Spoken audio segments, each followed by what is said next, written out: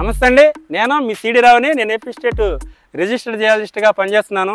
ఈరోజు మనం పశ్చిమ గోదావరి జిల్లాలో రొయ్యలను ఏ విధంగా పెంచుతారు, ఏ విధమైన చర్యలు జాగ్రత్తలు తీసుకుంటారు, దాని గురించి తమ్ముడు మాటలో నిందాం. తమ్ముడు ఇక్కడ రొయ్యల చీర మీద ఉంటాడు. My name is Durga Prasad. 3 సంవత్సరాలు బట్టి రొయ్యల చీర చేస్తున్నాం. కాకినాడ నుంచి పిల్ల తేవాలి. చిన్నప్పటి నుంచి జాగ్రత్తగా రొయ్య పిల్లని పెంచేటప్పుడు చంటి పిల్లని ఎలాగైతే పెంచుతున్నామో అంతకన్నా జాగ్రత్తగా పెంచాలండి. అలా అంతకన్నా జాగ్రత్తలు తీసుకోలేదనుకోండి, రొయ్య ఒక్కసారి డ్యామేజ్ అయిందంటే చాలా నష్టం వస్తుందండి.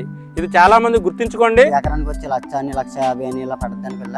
15 days దాకా క్యాండిడేట్లు తిప్పకూడదు, 1-2 తిప్పాలి. తర్వాత క్యాండిడేట్ ఈ ఏరియాటర్స్ ఎందుకని పెడతారంటే రొయ్యలు ఇంట్లో వేసినప్పుడు ఆక్సిజన్ అవి తీసుకోవడానికి, అంటే అదే వాటర్ ఉంటే కార్బన్ డైఆక్సైడ్ వచ్చేసి రొయ్యలు కానీ చచ్చిపోయే అవకాశాలు ఎక్కువ ఉంటాయి. కాబట్టి అలా కాకుండా ఈ యొక్క రేడియేటర్స్ పెట్టి వాటర్ ప్యూరిఫై చేస్తూ, అంటే ఎయిర్ని అందిస్తూ ఆ చేపలు పెరగడానికి యూజ్ అండి. పిల్ల పెరగకుందు ఆక్సిజన్ పెంచాలి.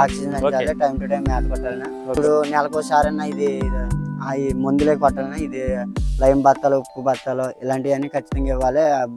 పిల్ల అది ఇంకా ఎదగాలంటే కొంచెం షాపులోని మందులు అయితే తెచ్చుకొని అది ఐమాక్స్ అని ఇలాంటి సిమెంట్ అని ఇవన్నీ ఉంటాయి. అవన్నీ కలిపి మేతలో కలిపి ప్రాబ్లం ఉండదు. మొత్తం ఇవన్నీ ఏరేషన్ ఉండే అది కవర్ అవడానికేనో పిల్ల ఎక్కువ ఎదగడానికి ఇలాంటి సంథింగ్ ఇలాంటివి ఉంటాయి.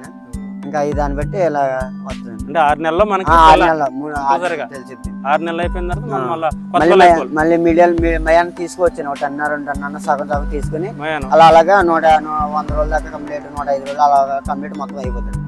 మళ్ళీ చెరువు ఎండగొట్టి మళ్ళీ ఫస్ట్ మళ్ళీ వేసుకోవడం. ఓకే తమ్ముడు, ఇది తమ్ముడు మాటలు విన్నాము. ఓకేనండి. ఓకే తమ్ముడు, చాలా థ్యాంక్ యూ. ఓకేనండి, ఉంటానండి. నేను మీ సిడి రావుని.